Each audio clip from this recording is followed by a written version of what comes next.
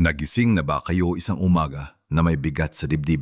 Iniisip kung ang bawat araw ay isang laro ng pagkakataon? Para sa ating mga nasa edad 60 pataas, ang takot sa stroke ay hindi lang isang malabong posibilidad. Ito ay isang masakit na katotohanan na bumubulong sa likod ng ating isip. Ang ideya ng biglaang pagkawala ng lakas, ng hindi na pagkilala sa mahal sa buhay o ng pagiging pabigat sa pamilya ay isang banggungot na ayaw nating magkatotoo. Nakakapanghina isipin na isang araw, isang iglap lang, maaring mawala ang lahat ng pinaghirapan nating kalayaan at saya.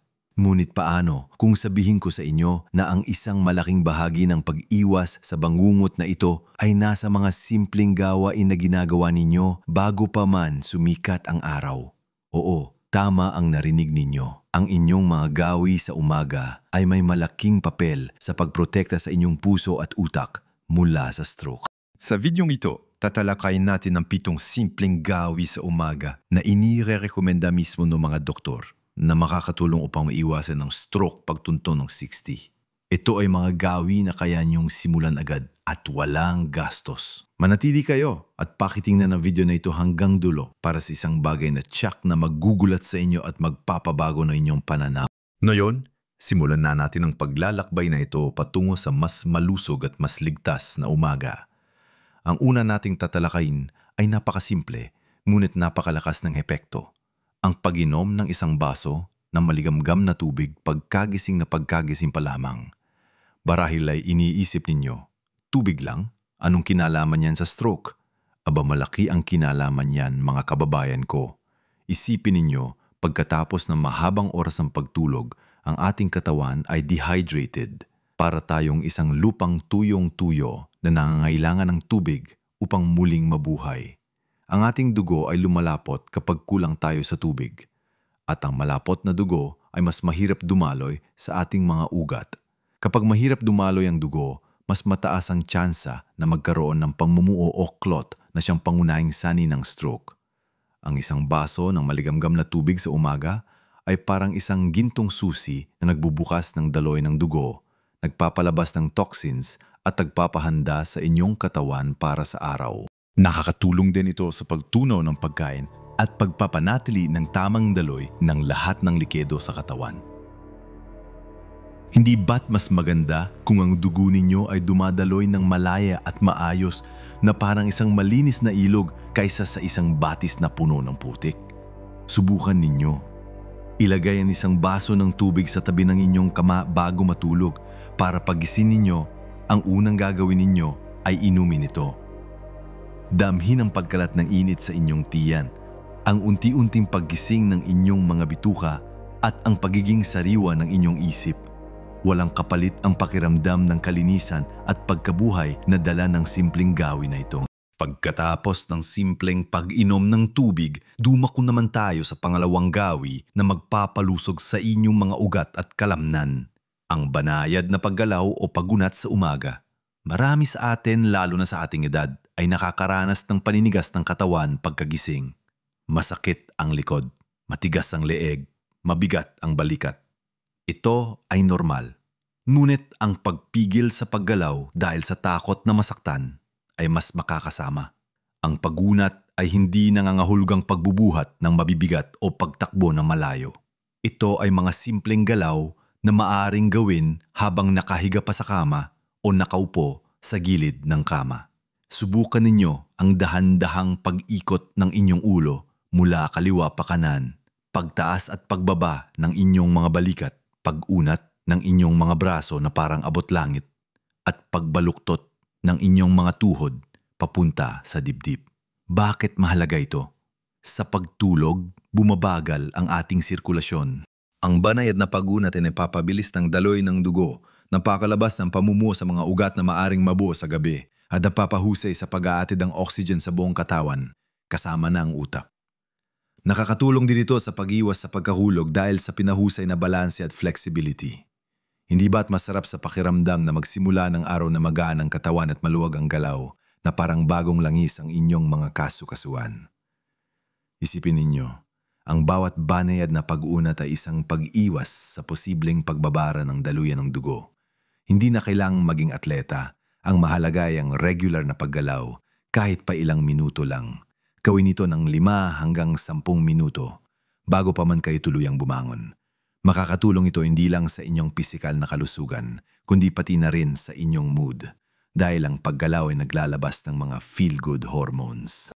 At ang ikatlong gawin na ating pagtutuunan ng pansin ay ang paghinga ng may kamalayan at pagpapasalamat. Sa mundo nating ngayon na puno ng ingay at pagmamadali, madalas natin nakakalimutan ang kapangyarihan ng isang simpleng, malalim na hininga. Ang stress ay isa sa mga tahimik na pumatay, isang pangunahing sanhi ng alta presyon na siyang pinakamalaking salarin sa stroke. Kapag tayo ay stressed, lumalabas ang mga hormones na nagpapataas ng ating blood pressure at nagpapabilis ng tibok ng puso. Ang paghinga ng malalim na nagmumula sa tiyan ay isang mabilis at epektibong paraan upang kalmahin ang ating sistema. Subukan ninyo. Umupo ng komportable, ipikit ang inyong mga mata at huminga ng malalim sa ilong, damhin ang paglaki ng inyong tiyan. Dahan-dahang ilabas ang hangin sa bibig. Ulitin ito ng 5 hanggang 10 beses. Habang ginagawa ninyo ito, isipin ang mga bagay na pinasasalamatan ninyo sa buhay. Isipin ang init ng araw, ang tunog ng mga ibon, ang ngiti ng inyong mga apo, ang masarap na kape sa umaga. Ang pagpapasalamat ay hindi lamang nagpapaganda ng inyong araw. Ito ay nagpapababa rin ng stress hormones at napapalakas ng inyong immunity. Sa kulturang Pilipino, ang pasasalamat ay napakalalim na konsepto na konektado sa ating pananampalataya at pagpapahalaga sa pamilya. Gamitin ang sandaling ito upang mag-focus sa kung ano ang mayroon kayo, hindi sa kung ano ang kulang. Ang gawaing ito ay nabibigay sa inyo ng kapayapaan ng isip, nagpapababa ng inyong blood pressure at naghahanda sa inyong utak para sa isang positibong araw. Hindi ba't mas maganda kung sisimulan niyo ang inyong araw ng may kalmado at napapasalamat na puso kaysa sa isang pusong puno ng alalahanin? Ang gawaing ito ay nagbibigay ng oxygen sa inyong utak at nagpapababa ng tensyon na maaring magdulot ng seryosong problema sa puso at ugat sa paglipas ng panahon. Ngayon, natinalakay na natin ang pag-inom ng tubig, pag-uunat at paghinga ng may kamalayang. Dumako naman tayo sa kung ano ang dapat nating kainin sa almusal upang lalo pang maprotektahan ang ating sarili mula sa stroke. Ngayon na naging pamilyar na tayo sa mga gawin na nagpapahanda sa ating katawan sa simula ng araw, dumako naman tayo sa isa sa mga pinakamahalagang aspeto ng ating umaga, ang ating almusal. Ang ika-4 na gawi ay ang pagkain ng almusal na mayaman sa fiber at healthy fats. Isang almusal na nagpapalusog sa ating puso at utak. Madalas nating naririnig ang kasabihan na ang almusal ang pinakamahalagang kainan sa buong araw. At totoo ito, lalo na sa ating edad. Ngunit hindi lang basta-basta almusal, kailangan ito ay mayaman sa nutrisyon. Bakit? Dahil ang pagkain natin sa umaga ang nabibigay ng enerhiya sa ating utak at katawan para sa buong araw. Kung masama ang simula ng inyong pagkain, magiging masama rin ang daloy ng inyong enerhiya at magiging masama ang epekto nito sa inyong sistema ng dugo. Ang mga pagkain na mayaman sa fiber tulad ng oatmeal, tinapay na whole wheat, sariwang prutas tulad ng saging at papaya, at mga gulay tulad ng malunggay o kangkong ay nakakatulong sa pagpapababa ng kolesterol, pagpapapanatili ng tamang level ng asukal sa dugo at pagpapababa ng blood pressure. Ang mga healthy fats naman na makikita sa abokado, mani at kahit sa konting langis ng oliba o niyog ay mahalaga para sa kalusugan ng ating utak at cardiovascular system. Hindi ba't masarap isipin na habang masarap ang inyong kinakain, pinoprotektahan din ninyo ang inyong puso? Kung gusto niyo ng lugaw, subukan lagyan ng maraming gulay o konting isda imbes na processed meat. Kung pandesal, hanapin ang whole wheat option at ipare sa sariwang prutas imbes na matatamis na palaman.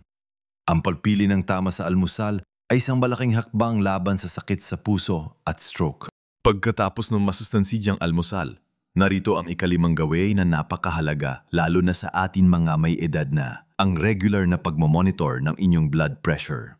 Ang alta presyon o high blood pressure ay tinatawag na silent killer dahil madalas itong walang sintomas hanggang sa magdulot na ng seryosong pinsala tulad ng stroke. Hindi na kailangang pumunta pa sa doktor araw-araw para malaman ang inyong BP. Ngayon, napakadali nang magkaroon ng sariling blood pressure monitor sa bahay. Mahalaga na gawin ito tuwing umaga sa parehong oras bago uminom ng gamot kung may inireseta. Bakit sa umaga? Dahil sa umaga, mas makikita ang totoong level ng inyong BP bago pa kayo magkaroon ng stress sa maghapon. Isulat ang mga reading sa isang malit na notebook para masubaybayan ang inyong progreso at maipakita sa inyong doktor sa susunod ninyong check-up. Kung sakaling mataas ang reading, huwag magpanik agad. Ulitin sa loob ng ilang minuto. Ang importante ay ang pattern ng inyong readings sa loob ng ilang araw o linggo. Ang pagiging alisto sa inyong blood pressure ay parang pagbabantay sa inyong sariling kastilyo mula sa mga kaaway. Kung alam ninyo kung ano ang level ng inyong BP, mas madali itong makontrol sa tulong ng inyong doktor at mas malaki ang tsansa ninyong maiwasan ang stroke. Ang kaalaman ay kapangyarihan, at sa kasong ito, kapangyarihan upang mabuhay ng matagal at malusog. At habang pinag-uusapan natin ang pagkain at pagmumonitor, narito ang ika-6 na gawin na magpapalaki ng inyong pagkakataon na maiwasan ang stroke. Ang paglimita sa asin at processed sugar sa inyong morning meals. Alam natin mga Pilipino mahilig tayo sa maalat na ulam tulad ng tuyo, daing at tocino at matatamis na kape o juice. Masarap, tama? Pero ang labis na asin ay direktang nagpapataas ng blood pressure na naglalagay ng labis na stress sa inyong puso at mga ugat. Samantala, ang sobrang asukal naman ay hindi lang nagpapataas ng tsansa sa diabetes, kundi nagdudulot din ng pamamaga sa katawan at pagtaas ng timbang na lahat ay nagpapataas ng risk sa stroke. Kung kakain ng pandesal, subukan itong ipare sa sariwang itlog at gulay imbes na sausage na puno ng asin. Sa kape, bawasan ng asukal o gumamit ng alternatibo. Basahin ang label ng mga pagkain, lalo na ang mga instant noodles o processed canned goods. Nagtatago ang asin at asukal sa napakaraming pagkain na akala natin ay safe. Sa halip na asin, gamitin ang mga natural na pampalasa tulad ng bawang, sibuyas, luya o mga halamang gamot. Ang tamis ay maaaring makuha sa mga prutas tulad ng pinya, mangga o melon. Hindi ba't mas maganda kung ang lasa ng inyong pagkain ay nagmumula sa natural na ingredients kaysa sa mga additives na nakakasama? Ang pagbabawas ng asin at asukal sa inyong umaga ay hindi lang pagbabago sa lasa, kundi pagbabago sa inyong kinabukasan. Isang hakbang na magbibigay protection sa inyong mga ugat at puso mula sa panganib ng stroke. Ngayon na tinalakay na natin ang 6 na mahalagang gawin na ito, may isa pang gawin na napakasimple ngunit napakalaki ng epekto na dapat nating pag-usapan. Ngayon na tinalakay natin ang 6 na mahalagang gawin na ito, may isa pang gawi na napakasimple ngunit napakalaki ng epekto na dapat natin pag-usapan. Ang ika-7 at huling gawin na inirerekomenda ng mga doktor para makayo sa stroke ay ang isang maikling lakad sa umaga o simpleng paglantad sa sikat na araw. Maraming Pilipino ang mahilig maglakad-lakad sa umaga at napakagandang gawin ito. Bakit mahalaga ito? Ang paglalakad kahit pa 15 hanggang 30 minuto lang ay nagpapabilis ng inyong tibok ng puso, nagpapaganda ng daloy ng dugo at nagpapalakas ng inyong cardiovascular system. Hindi mo kailangan maging marathon runner. Ang simpleng paglalakad sa paligid ng inyong bahay, sa harden o sa kalye habang nakikipagkwentuhan sa kapitbahay ay sapat na. Nakakatulong din ito sa pagbaba ng blood pressure at cholesterol. Pero bukod sa pisikal na benepisyo ng paglalakad, may isa pang magic ingredient na libre at madali makuha, ang sikat na araw. Paglantad sa umagang sikat na araw, lalo na bago mag-alas 8, ay nagbibigay sa atin ng vitamin D na mahalaga hindi lang para sa buto, kundi para rin sa ating kalooban at immunity. Alam nyo ba na ang kakulangan sa vitamin D ay iniuugnay din sa mas mataas na risk ng sakit sa puso? Ang vitamin D ay nakakatulong din sa pag-regulate ng blood pressure at pagbabawas ng pamamaga. Kaya, imbes na manatili sa loob ng bahay, lumabas kayo at damhin ang init ng araw sa inyong balat. Hindi lang ito makakatulong sa inyong puso at buto, kundi magpapagaan din ito ng inyong kalooban, magpapababa ng stress at magbibigay ng sariwang hangin sa inyong baga. Isipin ninyo isang umagang puno ng sikat ng araw at sariwang hangin habang naglalakad at nagpapagana sa inyong dugo. Walang kapantay ang pakiramdam ng pagiging buhay at malaya. Kaya, mga kababayan, narito ang 7 gawe na pinag-usapan natin ngayon. Ang pag-inom ng isang baso ng maligamgam na tubig, pagkagising para sa pagdaloy ng dugo, ang banayad na pag-uunat o paggalaw para sa flexibility at sirkulasyon, ang malalim na paghinga at pagpapasalamat para sa kapayapaan ng isip at pagpapababa ng stress. Sinundan natin ito ng kahalagaan ng isang almusal na mayaman sa fiber at healthy fats para sa puso at utak. Ang regular na pagmamonitor ng blood pressure para sa maagang pagtukoy ng panganib at ang paglimita sa asin at processed sugars sa mga pagkain sa umaga para maprotektahan ang ating mga ugat. At syempre, ang huli ay ang maikling lakad sa umaga o paglantad sa sikat ng araw para sa pangkalahatang kalusugan at vitamin D. Tandaan ninyo, hindi ito mga komplikadong gawain na nangailangan ng malaking pera o oras. Ang mga ito ay simpleng pagbabago sa inyong morning routine na may malaking epekto sa inyong kalusugan, lalo na pagdating sa pag-iwas sa stroke. Hindi ba't nakakatuwang isipin na ang mga maliliit na desisyon na ginagawa natin sa simula ng araw ay may kakayahang baguhin ang takbo ng ating kinabukasan? Ang bawat baso ng tubig, bawat unat, bawat malalim na hininga, bawat masustansiyang subo, bawat pagbasa ng numero sa BP monitor, bawat pagpili ng healthy foods, at bawat hakbang na inyong ginagawa sa umaga ay isang pamumuhunan sa inyong kalusugan at kaliyahan. Huwag ninyong isipin na huli na para magsimula, ang bawat umaga ay isang bagong pagkakataon. Maliit na pagbabago sa ngayon, malaking benepisyo sa inaharap. Ang layunin ay hindi ang maging perpekto, kundi ang maging mas mabuti sa bawat araw. Kahit isang gawi lang ang simulan ninyo, malaki na ang pagbabago. Unti-unti, magdagdag ng iba hanggang sa maging natural na bahagi na ito ng inyong buhay. Ang mahalaga ay ang consistency at ang pagmamahal sa sarili. Kung kayo ay may karanasan sa paggawa ng mga gawaing ito o may iba pang gawi sa umaga na nakatulong sa inyo, gusto naming marinig ang inyong kwento. Ibahagi ninyo sa comment section sa ibaba dahil ang inyong karanasan ay maari maging inspirasyon sa iba. Kung nakita ninyong nakatulong ang videong ito, pakiusap. Bigyan niyo kami ng like at huwag kalimutang mag-subscribe sa aming channel. Sa ganitong paraan, hindi lang kayo maging updated sa aming mga bagong video, kundi makakatulong din kayo na maipalaganap ang mahalagang impormasyong ito sa mas maraming Pilipino na tulad ninyo. Ang bawat like at subscribe ay isang paraan ng pagsuporta sa misyon namin makatulong sa ating mga kababayan na mabuhay na mas malusog at mas masaya. Tandaan ninyo, ang inyong kalusugan ay inyong kayamanan at ang pag-iwas ay mas mabuti kaysa paggaling. Mabuhay kayo ng buong buo, puno ng saya, kalayaan at kalusugan sa bawat edad.